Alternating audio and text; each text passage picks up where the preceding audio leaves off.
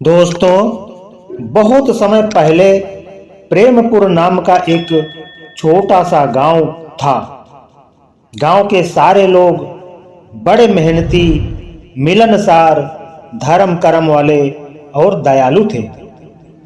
उनकी कड़ी मेहनत के कारण ही उनके खेतों में हर साल हरी भरी फसल लहराती थी।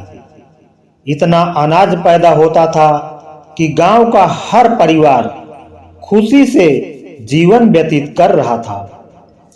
दूध, घी, अन्न, दालें, साग सब्जी, किसी भी चीज की कमी नहीं थी।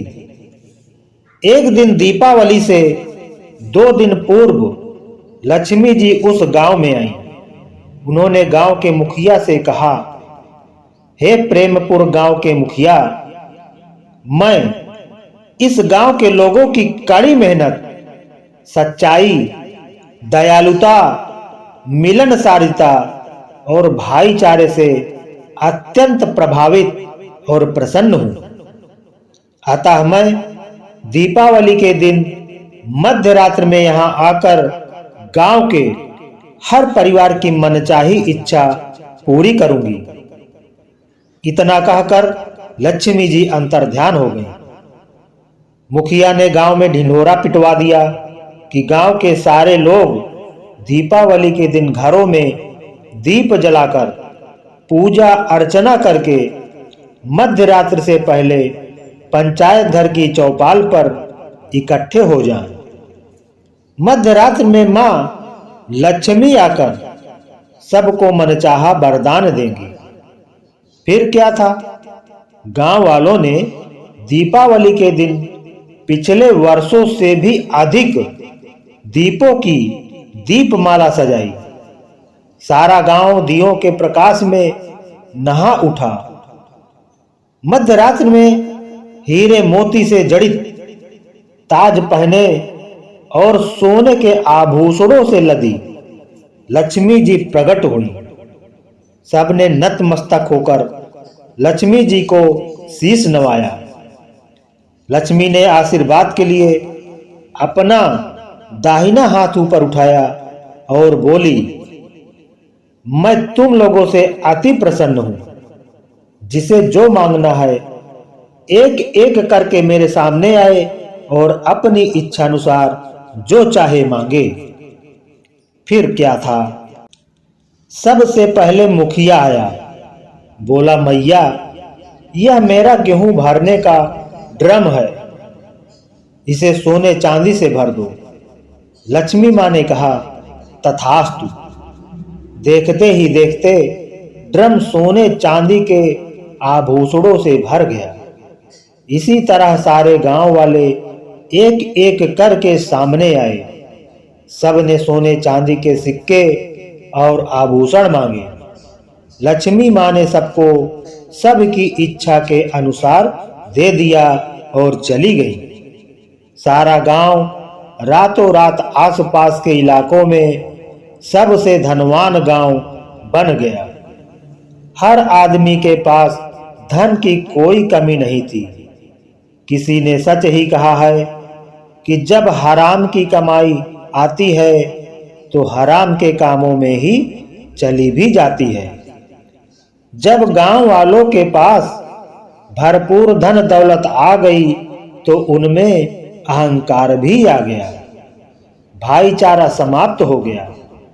व्यर्थ के खर्चे और व्यसन बढ़ गए। ब्याह बारातों में खुलकर खर्च होने लगा। लोग निकम्मे और आलसी हो गए। खेती बाड़ी करना उनके बस के बाहर की बात हो गई। खेतों में जंगली घास और झाड़ झंकाड़ उगाए। सोना उगलने वाली धरती उदास हो गई। शहर के व्यापारी गांव में आकर गांव वालों की जरूरत की चीजें महंगे महंगे दामों पर बेचने लगे। अनाज, दालें, गुड़, घी, दूध, सभी कुछ दूसरे स्थानों से आने लगा। जब आमदनी कुछ न हो और जमा पूंजी में से खर्चा ही खर्चा हो तो राजकोष भी खाली हो जाता है। लक्ष्मी के द्वारा धन पाकर लोग मेहनत करना ही भूल गए। पैसे की अहमियत क्या होती है यह कभी सोचा ही नहीं। संचित धन सब खर्च हो गया। लोग भूखमरी के कगार पर आकर खड़े हो गए। जब धरती माँ ने अपने पुत्रों की दीनहीन दशा देखी तो उसका हृदय रो उठा। उसने गांव वालों का आह्वान किया, कहा, हे पुत्रों, तुम लक्ष्मी की चकाचौंध देखकर अपना मार्ग ही भटक गए थे। अपनी असली माँ पृथ्वी माँ को तो भूल ही गए।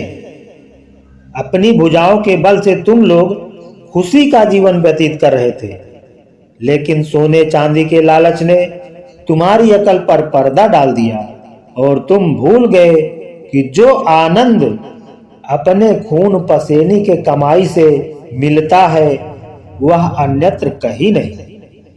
अरे बुद्धिहीनों, यदि लक्ष्मी से मांगना ही था तो उससे गांव की खुशहाली, आपसी प्यार और भाईचारा मांगते कि हमारी मेहनत से हमारे खेतों में सोना बरसे। यदि ऐसा होता तो तुम्हें आज यह दुर्दिन न देखने पड़ते। जागो, उठो, अपने हल बैल तैयार करो, कुदाल और फावड़ा उठाओ और वर्षों से बंजर पड़े खेतों में पसीना बहाकर उन्हें उपजाऊ बनाओ। धरती माँ ही सच्ची पालनहार है। याद रखो, मैं धरती माँ ही तुम्हारी सच्ची पालनहार हूं। मेरी सेवा करो तभी तुम्हारे भंडार भरेंगे। गांव वालों की आंखें खुली। धरती माँ की नसीहत और पुकार पर सारे गांव वाले अपने अपने खेतों की ओर चल पड़े। देखते देखते गांव में पहले जैसा वातावरण बन गया। सच है, अपनी कमाई में ही आनंद और संतुष्टि मिलती है। तो दोस्तों, आज की ये कहानी आपको पसंद आई हो तो लाइक करें, शेयर करें और इसी तरह की कहानी सुनने के लिए हमारे चैनल को सब्सक्राइब करें। धन्यवाद।